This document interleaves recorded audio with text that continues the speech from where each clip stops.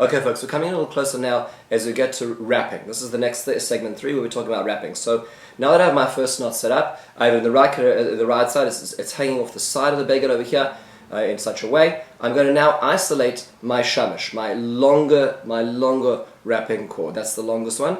And I'm going to isolate it from its base, so at this point in time I know exactly where it starts, and here I have it.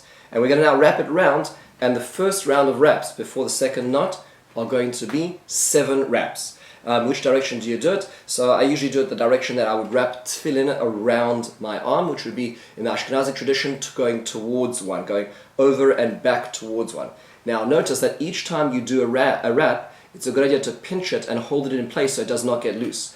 Remembering there's not so much extra string to deal with over here. If you leave too much space, if it's not super tight, what ends up happening is that these knots there's not going to be enough string left at the end. You want it to be super tight, making sure it's all very close knit over here. As you can see, I'm up to number 5. I'm doing number 6. Here we go.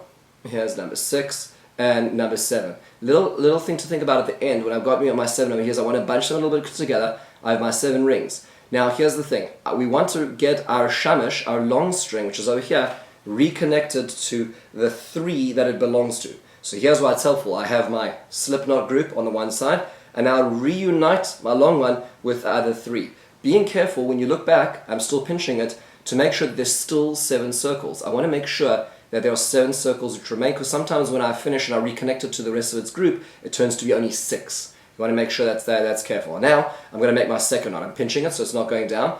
And one quick trick over here is that every time you do a knot, a single knot, because there's 2 single knots to make the double, I put one side over the other. We're going to alternate. So we're going to use, we'll call it slip knot side over first, and then long side over second. Because each time I make a slip knot, I'm using up some of the slack. And we want to even up the usage of that slack, so I'm not going to have one side which is longer than the other by the end of the tzitzis. That's a common mistake that people make. Let's go for it. The Shem Mitzvah tzitzis. Here we go right over.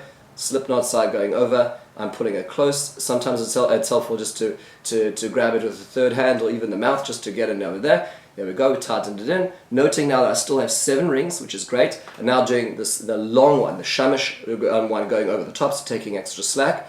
And here we go. I'm now tying it down, making sure my knot is nice and tight. Here I have it. I have 2 knots and I have 7 rings between them. This is my what's called 7 wraps and my 2 knots. I now have another 3 groupings of wrappings and another 3 knots to go over here. This ends the 3rd segment.